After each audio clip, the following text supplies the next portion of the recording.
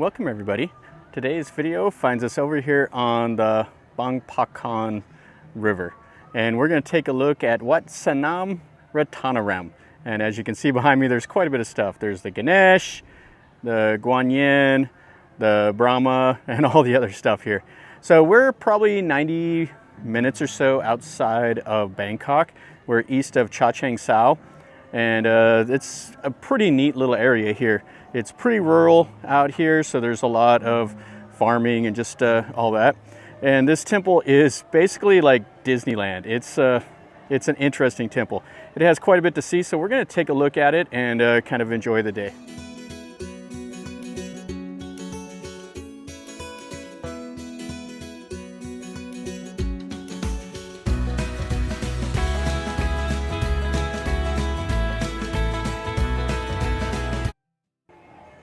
This is what you see. We're actually out here on like a little shrine.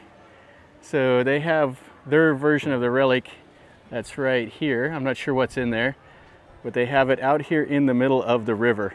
So they have all the Buddhas, the little Naga, and it's just here on this little man-made island that looks like a lotus. And then there is all of the temple. And supposedly the Ganesh is the largest in Thailand, maybe the largest in the world. It's 22 meters long.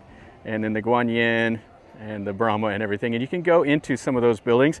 And then all behind it, as you can see right here, there's all kinds of market and just stuff going on.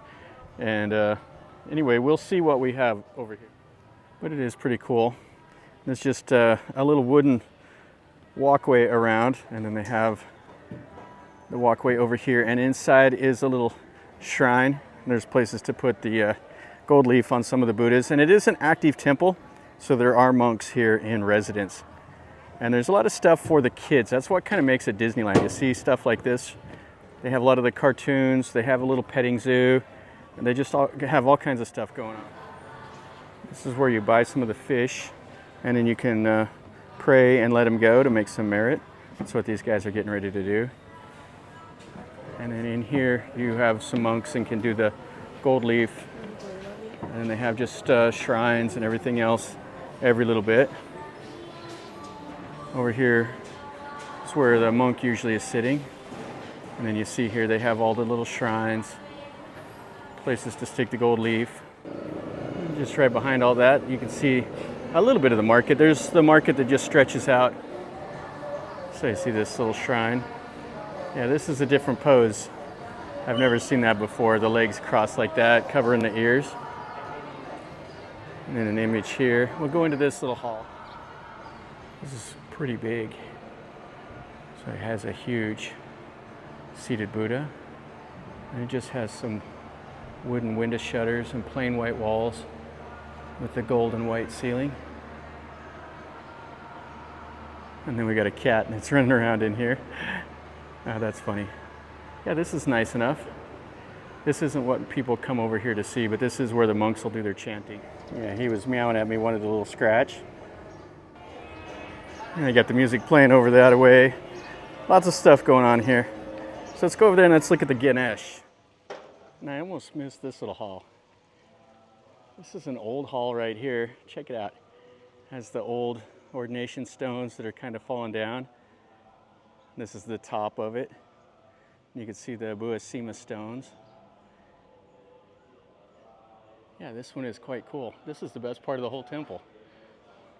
And it has the monks in here doing the chanting. So we'll stick our heads in here right quick.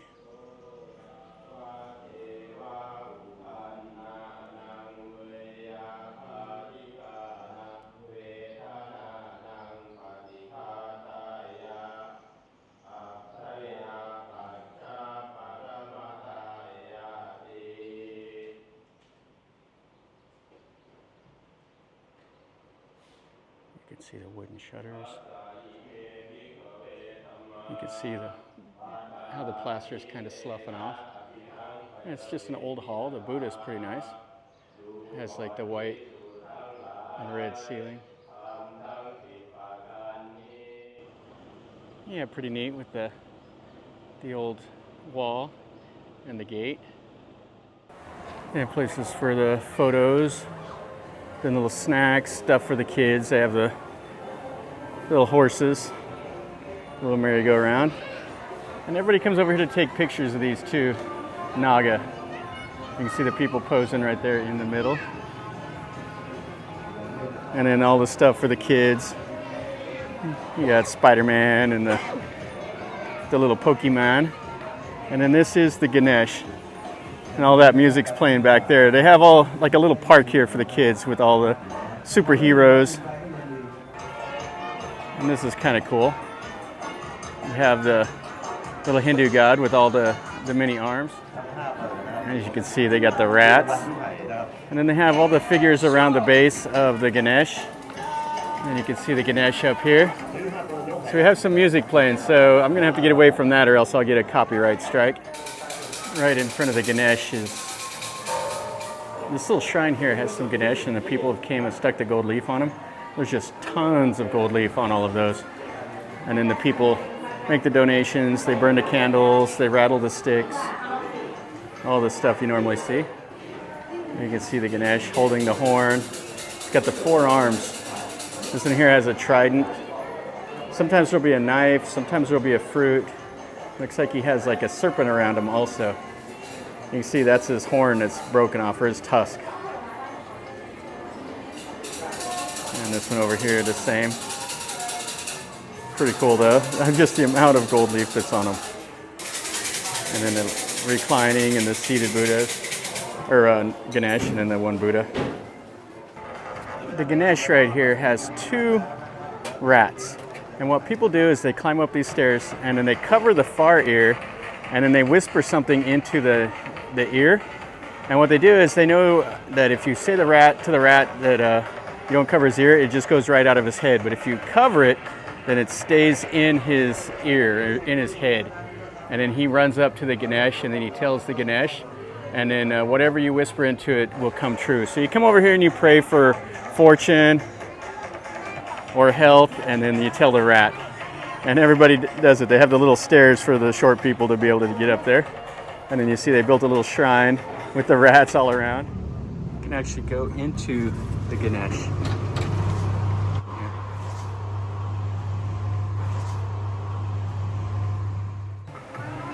And they have all kinds of stuff here. And there is a huge market back behind.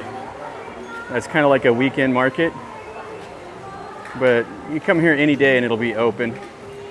But most people come over here on the weekends. So they leave Bangkok and they come over here to this temple. You see, you got another cat just kind of lounging about. Buy some ice cream. You got stuff here for the kids. They have massage. And then it tells you all the different images that are here. You can buy these little images, the chickens, the lions, and then they have some more stuff here for the kids. When I say it's kind of like Disneyland, I'm not exaggerating. There's just so much stuff. You see the Spider-Mans, you have like these weird looking transformer things. And this is right here amongst the temple. And I'm not sure if they do this to kind of get the kids interested in Buddhism, or if it's just kind of a thing to get them to come over so that people can make donations to the temple and all of that. You have a little man-made cave. And you see that people have came for the, like, left the bikes and stuff. And that's not a Buddha, that's a guy that was kind of like the hermit that the Thais believe, I think he can do magic. Over here they have the amulets and bracelets and necklaces and stuff for sale. And then the little food court. And you can see back in there, that's all the market. Get ran over by a motorcycle in the temple grounds. And then they have stuff for sale here. And then these are places for people to make donations to the temple. And then we have this huge Guan Yin statue, or the goddess of mercy. Just to give you an idea, there's the people standing there. And it goes all the way up. It's holding like a little person, and it has like a Buddha up in her head. Sometimes you'll see the Guan Yin with multiple heads. Sometimes you'll see it with multiple arms. And then we have a Chinese shrine right next to the Guan Yin, but they're remodeling it. This is what it looks like right next to the river. So they have that little tower that connects like the heaven to the earth. And then they have like a huge dragon going along over there. Place to let off the firecrackers. And then a little Brahma. Oh, it looks like we can stick our heads in over here. So this temple has a little bit of everything. It has the chickens, has the Bodhi tree over there. And let's look in this Chinese shrine. So this little guy that's right here, he's gonna try to light the candle. But he's got his little toy right there. He's got his truck, so he can get up here. And then this is the shrine. It has the little Guan Yin. Oh no, he's got the sticks, the little rattle sticks. And you see the Chinese shrines always has like the bright colors and the little figures. Yeah, this is quite nice. There's the Guan Yin, and there's the little Chinese shrine. And then there's a big gong right there, and that looks pretty cool. And it's funny, there's a pigeon nest right in the mouth of that huge dragon, and it has a little pool that looks like a lotus. And then you have the dragon tail that goes all the way down. All right, so this is the next thing that we'll look at. We'll look at this huge Brahma. The Thais have left little chickens and zebras and Fanta and everything here at the base. And then check out this Brahma. Yeah, it's quite massive. And we can go into the base of it here. So that's where we'll go. There's a little entrance on the side, and then the Guan Yin. So this is the ground floor. They have all the amulets for sale. It feels pretty nice in here. It has AC. And it has all the little figures around. The Garuda. Oh, this is kind of interesting. It has like a pig snout and a man's face. And the elephant over here. And then it has that like bird on the back side. And another Ganesh. This one here has like what, 14 arms? And it's wearing a crown. Let's go up and see what's up on the next floor. Up here they have a little gallery. And what people do is they buy these little Buddha images and then they write a message on it. And it's their way of making a donation to the temple. That's kind of a nice looking Ganesh also. So there's just tons of these little Buddha images all through here. Last little bit. Yeah, this is on the second floor. It's nice enough. Okay, let's go out and let's go back and look at the other images here. Just to give you an idea of the size, that's the door. And right there's the second story we was at. And then that's the humongous Brahma, holding like a conch shell and a book. I'm not sure if that's a mirror or what that is. And I'm not sure what's in this hall. They have a Pikachu here, and then they have a little restaurant right down here on the river. Okay, so this is just a big hall. It's just a big meeting hall. Not much to see in here. And this white Buddha is pretty important to him. That's the purpose of this big hall.